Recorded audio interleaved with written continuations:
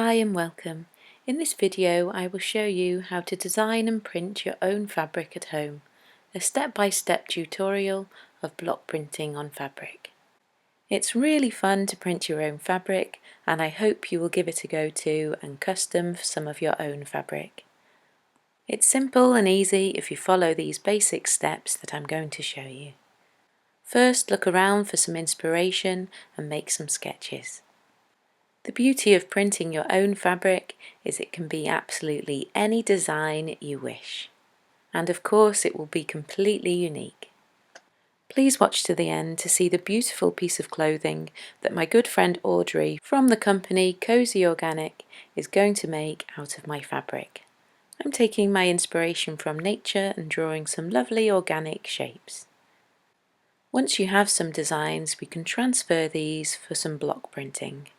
Here I simply have some tracing paper and a pencil. If you have a soft pencil they work even better, but don't worry, you can use a basic pencil just like mine. As a beginner, start with something simple and basic like this. I like to cut my blocks out of traditional lino.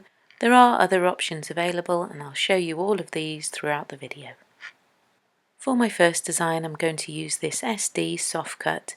It's lovely and flexible. There's two sides to it, you want to use the smoother side. Take your piece of tracing paper and turn it pencil side down, and we're going to transfer the design by pressing. You can use a spoon or anything for this, and your pencil lines transfer over. There are plenty of different lino cutting and stamp carving kits. This is one of the ones I have from essdee and is really quite affordable to get you started. Or you could also start off with something like this fabric lino printing kit, and in this you get everything you need to get started. So let's take our carving tool and you'll see how easy it is to begin. I've attached the blade with a small V. Most importantly, always keep your hand and your fingers behind the blade. Always rotate the block like this so that it's easier to get around corners and you're always pressing forward. I like to have one finger on top of the tool so that it's at the right angle to make the carving. This soft cut is really easy to cut, but it's a little bit more rubbery than a traditional lino, whereas traditional lino snaps. Create some basic shapes so that we can have a play around with them and experiment. You can take the knife from the cutting tool to cut these out, but I like to use a pair of scissors. I just find them a little bit easier for this stage and maybe you will too. But find your way of doing things and really enjoy the process. And there we have our first little design that we can experiment with. These cutting tools come with different blades and you can simply interchange them for different bits of your design. Loosen the barrel, swap it over and then tighten it again. This is a much wider blade to gouge out some bigger sections. If you love crafts and you've not tried this before, then you really must give it a go.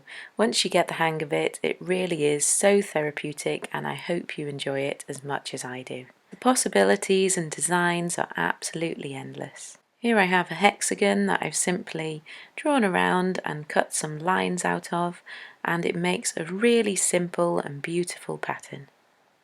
But if you'd like to start off with something even simpler than that, and you maybe have a printing kit like this, which comes with some squares of this master cut. What you can simply do is take a pair of scissors and cut some shapes. This way you can get block printing and trying it out even quicker. But the carving tools are a lot of fun, and if you do find it a little tricky, you just need to practice and get used to using them more. As you can see, the master cut cuts really easily, but so does the soft cut and the lino. But if you don't want to use the scissors, you can attach the blade and use this to cut against your cutting board. Always remembering to keep your fingers behind the blade because these blades really are quite sharp. I've cut some other basic shapes out and we can use these to do our printing. I've done a few sample prints with these and I will show you the full inking up and printing process. I just had a play around with some shapes and some designs before I chose my final design for the piece of fabric that we're going to make today. I cut these triangles out of some traditional linoleum, which is the lino. This is my preferred medium to carve out of, and I used this to carve the bee on this other video. And all of these blocks and carvings that you make are all easily interchangeable between fabric and paper, so you can use them for both. I have a few different designs that I've carved to try and decide what kind of fabric we're going to design today. This one wasn't quite the way I wanted it, so I went back to the drawing board and did a few other different designs.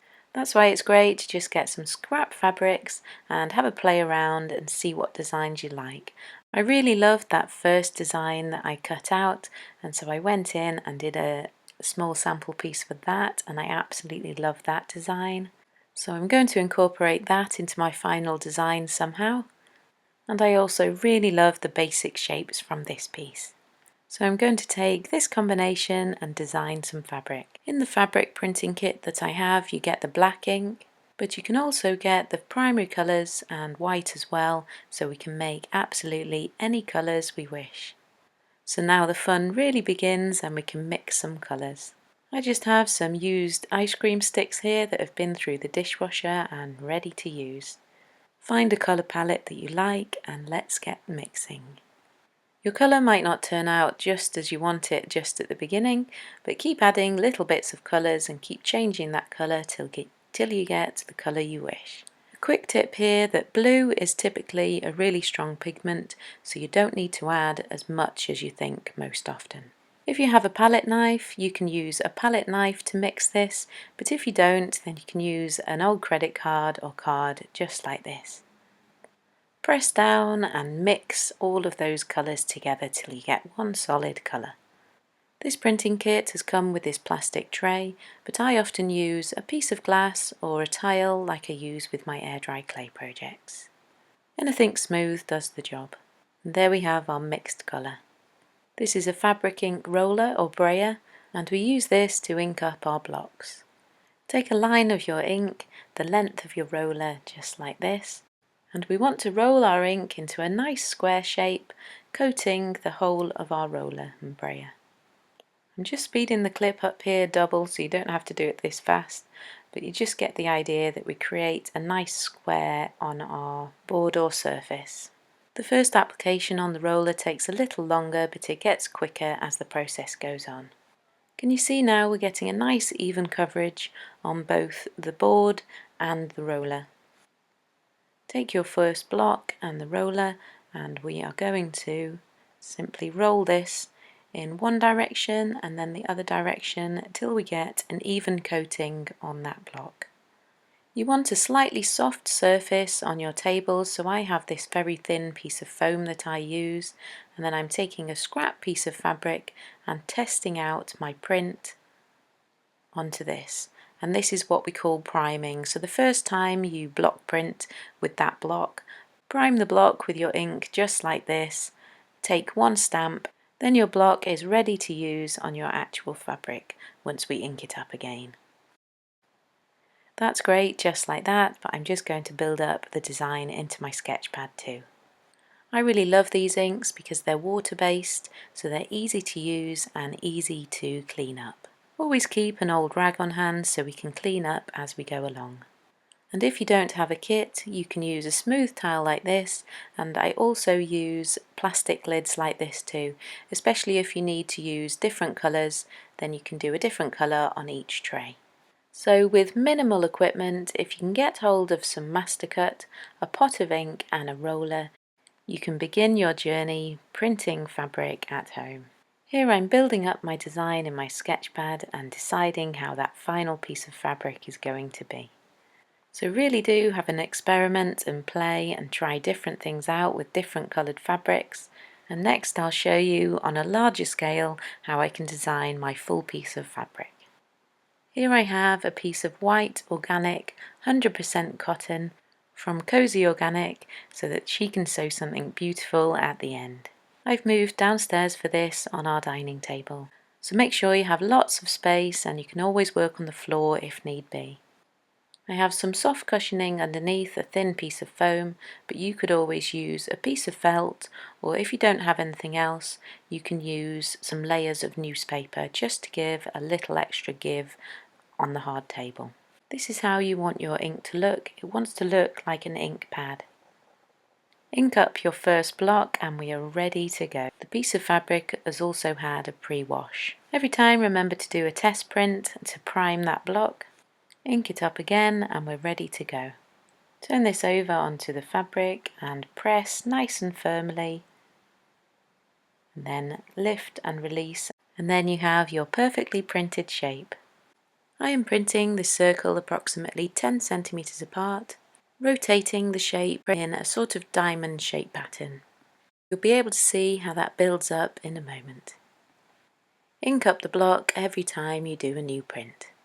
And keep introducing some more ink into your square of ink, ready for your next applications to the fabric. This process does take quite a bit of time, so put some music on and enjoy. I worked my way from one corner throughout the rest of the fabric. Starting with this first colour, we can then add the rest of our colours and shapes once this one's complete. As you can see, I'm still spacing them all nice and evenly. So there's the first application of colour, but it's going to look very different from this when it's finished. If you have any remaining ink, don't forget to scoop this up into an airtight container, pop the lid on, and you can save this for your next project. Next I have some grey ink which I've mixed up just using some white, a little bit of black and a little bit of blue, and I have this simple shape which I cut out with the scissors from the master cut. As I print with this one, I rotate it as well, alternating between the point or the flat end touching the circles. Printing your fabric this way means every single bit of the fabric is completely unique. I'm doing really quite a large piece of fabric here because we're going to make something out of it at the end, but I recommend for you as a beginner just use a small section of fabric that you can make something out of and just start small and build up those patterns. I've got a gorgeous yellow colour here, a really yellow ochre. I absolutely love this leaf shape and I'm going to add this all through the print as well. Again, rotating as I print it and starting to fill some of those white gaps in between our other shapes. That soft cushion that we have underneath our fabric just makes sure that we get every little bit of ink on the block to come through and print onto our fabric. Yours doesn't need to be quite as soft as this, but just something with a little bit of give. I now have a smaller one of these leaf patterns and I'm going in with a slightly different colour and adding some of these in between in our gaps. I wanted to add in a slightly lighter grey as well, so we're going to do this next with this slightly curved triangular piece. And you can see the pattern building up using these basic and simple shapes. But of course you can carve some really detailed patterns into your lino and really print any design of your choice, which is the most wonderful part of this process. If you don't have any lino or any tools to cut it with, you can of course find things around your home and print with those. Here I have a cotton reel. I've added some ink in the same way to the base of it and I'm printing with it. And here I have a little Calpol tube, so another little tube, and I'm simply going in the same with this and adding some nice little circles with this. So you really can have a good experiment and play with this process. The good thing about the inks that I use, they're fully water-based, so just make sure you wash all your equipment, scrape it down first with a towel, and then give everything a good wash. Once your ink is fully dry on the fabric, you can get your iron out and iron it. Take a look at the instructions on the ink. It likes you to iron it for maybe about 4 minutes. The fabric will then become fully machine washable. You can use a sheet of parchment paper or Teflon under the iron if you wish. I'm absolutely thrilled with how the fabric is looking. I love the design, I love the colours, and I can't wait to see what we're going to make out of it. And here it is, ready to go to Cosy Organic. My good friend Audrey is founder of Cosy Organic, and I'm off to see her today. Audrey creates the most stunning children's clothing, which are organic and sustainable. I'll put the website link in the description below, so please do take a look. Hi Audrey. Hi, I'm Audrey, founder of Cosy Organic. It's lovely to take part in this project. I love what Sarah has done with the design, especially that it's hand printed. Thank you, and I'm so excited to see how this comes together today, and your sewing skills are absolutely fantastic, and I'm so honoured that you're part of this project today. Audrey is sewing a little girl's tunic top. We have more of the fabric to use as well, so please do let us know what else you think would look good out of this fabric. Cosy Organic use plant dye to dye their fabric, and I'm really intrigued to find out more about this, so I hope Audrey will teach me some of her skills. So let me know in the comments below if you'd like to see some projects like this. Audrey also creates bedding and other organic textiles too, so do take a look. It's lovely spending the day with Audrey today and see the creation come together.